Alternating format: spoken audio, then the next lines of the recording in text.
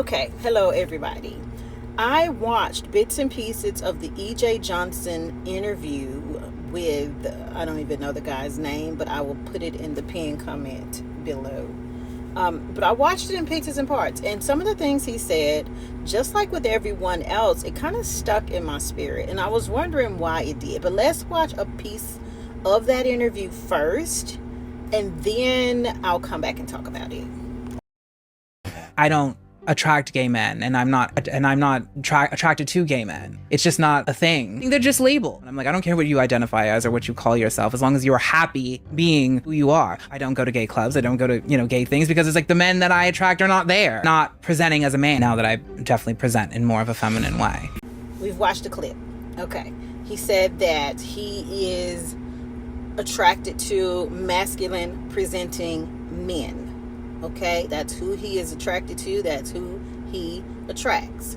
The other part of the clip, which I did not show, he says that he is cuter, and I'm paraphrasing, than any female or girl that walks into the room. He feels like, his perception is that he looks better than these women.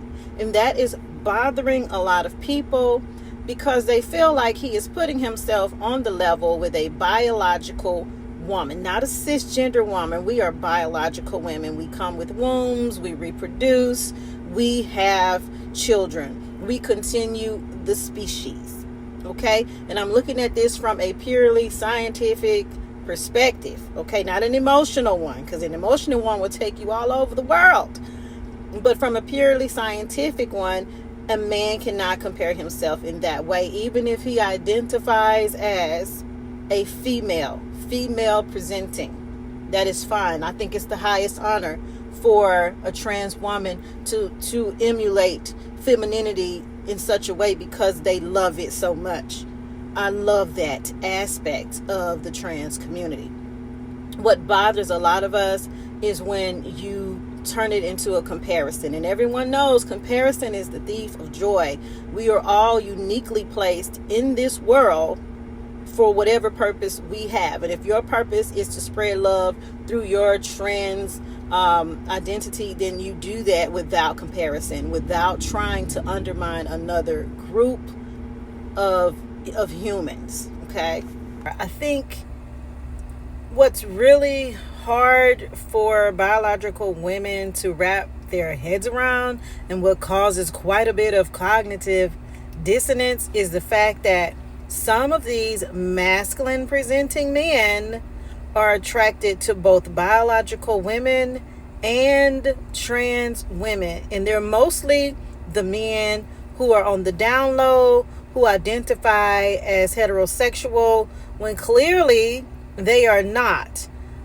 But there's something inside of them internally that they haven't gotten over, some fear, some ideology, some religion, something that has them stuck in a box that will not allow them to accept that part of themselves. And unfortunately, every heterosexual female who thinks that she's dating a heterosexual male has to contend with that. And as much as the black community in particular keeps saying it's not that big a deal in the black community, yes, it is. There is a book out by this guy who wrote it years ago. About the book, I read the book. What he was saying then still stands today, that the high rate of HIV and AIDS cases among black women are from men who are on the down low, or call themselves heterosexual men. And they're continuing to have unprotected relations with women. But they're also having unprotected relations with men, because in their minds, if they wear protection, that is admitting to something that they refuse to admit to. And I could go down that rabbit hole. I'm not going to go down it today. But I understand why EJ made the statements that he made with such certainty. And that's what's really pissing people off, that he said it with such certainty.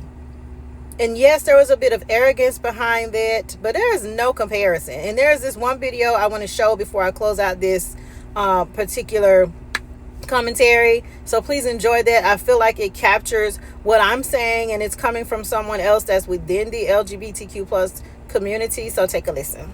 EJ and Carlos King interview so I can get my full perspective. So he made it very clear that he is not a part of the black gay community, that he does not care about the black gay community, that is not something he cares to be a part of. I am so sick of people using the black gay community as a scapegoat for why they make the choices they make, especially when it comes to who they date and who they sleep with.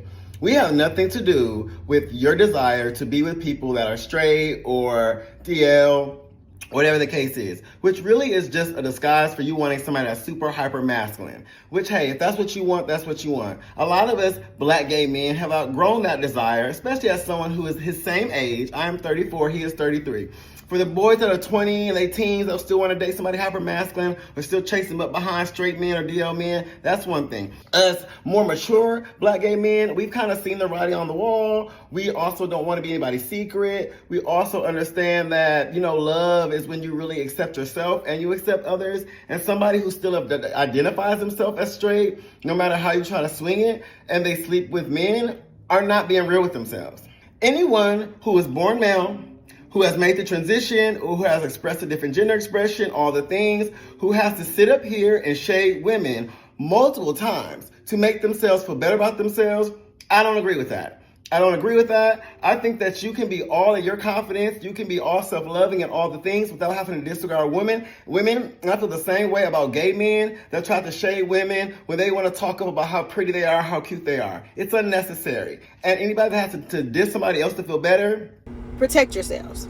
That's the moral of the story. If what he said upset you, just go and do your research about it, because opinion is one thing, fact is another thing. And if you want to know what gives me the authority to tell you all this stuff, I will put my credentials in a pinned comment as well as in the description box. That's all I got to add to it. Also, check out Helen Fisher's book, Why We Love. She goes into detail in depth on all of the different aspects of why we love, how we love. She talks about the chemistry of it, the biology of it, and right down to the different factions within it. Okay, so check that out. Y'all have a beautiful day. This video ran way longer than I thought it was going to run, but I'm about to get back on this road. I love y'all. Take care. Bye.